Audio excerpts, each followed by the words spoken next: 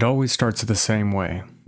You like cars. You see a cool one in a parking lot and think, whoa, that's sick. Next thing you know, you're 10 videos deep watching top 10 best first mods under $100. Welcome to the evolution of a car enthusiast. Spoiler alert, it gets way out of hand.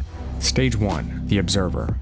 At first, you're just admiring from a distance. You don't even own a car yet, yet you know every trim level from 2002 to 25. You're like a walking Carfax report. You correct people on forums, even though you still take the bus. You've memorized 0 to 60 times, curb weights, and which years had the good transmission. Stage 2, the modder.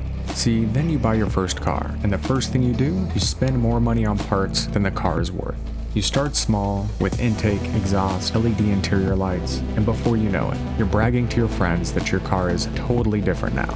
You swear that 5 extra horsepower from that new intake made it way torquier, bro. You buy jack stands, you learn what torque specs are, and you spend 12 hours installing something that probably should have taken 2. And when it finally starts, instant serotonin. Stage 3, the show-off.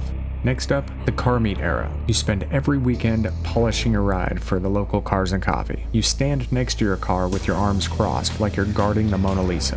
You've got opinions about everyone else's build, and you definitely rev for no reason at least once. But deep down, you start to realize something.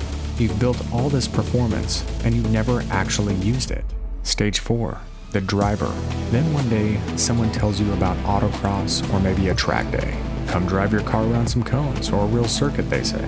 You think it sounds so intimidating until you try it. Suddenly, everything changes. All those mods, all that money, all those late nights, they finally have a purpose. You're not just showing your car anymore, you're using it. You're chasing tenths, learning car control, feeling every vibration and weight transfer. You realize that you don't need a race license or a 700 horsepower monster to have fun. Just your car, a helmet, and the guts to push a little harder each lap. Stage 5, the Addict.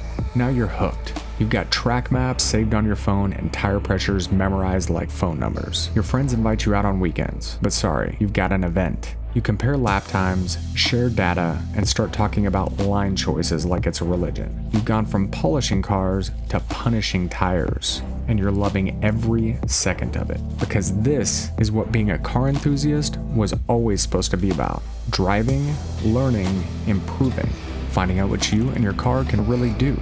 You've evolved from the car show stance guy to the data logging cone assassin. Welcome, you've ascended. So yeah, the evolution of a car enthusiast is simple. You start by watching, then you build, and then you drive. Because at the end of the day, cars are made to move. And if you're not pushing them, you're missing the best part. If this hits a little too close to home, hit subscribe, and I'll see you at the next event.